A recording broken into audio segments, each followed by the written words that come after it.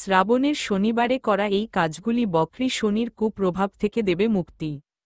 বৈদিক জ্যোতিষশাস্ত্রে নবগ্রহের মধ্যে শনিদেবকে অত্যন্ত গুরুত্বপূর্ণ গ্রহ হিসেবে বিবেচনা করা হয়। একজন ব্যক্তির কর্মের উপর নির্ভর করে তিনি শুভ ও অশুভ ফল দান করেন। পুরাণ অনুসারে অমাবস্যার দিন শনিদেবের জন্ম হয়েছিল।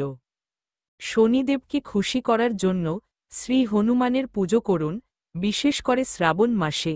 প্রতি শ্রাবণ শনিবারে সূর্যাস্তের পর অশ্বত্থ গাছের নিচে সরিষার তেলের প্রদীপ জ্বালান এবং শনি স্তোত্র পাঠ করুন। শনিদেবকে সন্তুষ্ট করার জন্য শ্রাবণ শনিবারে শ্রমিক শ্রেণীর লোকদের চপ্পল, ছাতা, লোহার জিনিসপত্র দান করুন। বলা হয় যে এটি শনির সাড়ে সাতি এবং ধাইয়া থেকেও মুক্তি দেয়। শ্রাবণ শনিবারে শনি মন্ত্র 11 বার জপ করুন।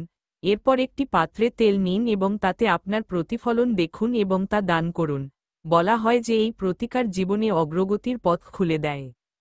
এটা বিশ্বাস করা হয় যে শ্রাবণ শনিবার অফিসের প্রধান দরজায় ঘোড়ার নাল রাখলে অর্থের আগমন বৃদ্ধি পায় এবং ব্যবসায় অগ্রগতি হয়। মন্ত্র শনিবার, বিশেষত শ্রাবণের শনিবারে শনিদেবের মন্ত্র জপ করা অত্যন্ত উপকারী। ও শ্যাম শনাইশ্চর্য নমঃ বা ও প্রোম প্রোম প্রোম শা শনাইশ্চর্য নমঃ এর মতো মন্ত্রগুলি 108 বার জপ করুন। লজ্জাবতী লতা গাছ শনিদেব ও শিব দুজনের কাছেই খুব প্রিয়, তাই শনিবার শিবলিঙ্গে লজ্জাবতী পাতা নিবেদন করলে খুশি হন শনিদেব। এছাড়াও এর ফলে সময় সাড়ে সাতি এবং ধাইয়ার ক্ষতিকারক প্রভাব হ্রাস পায়।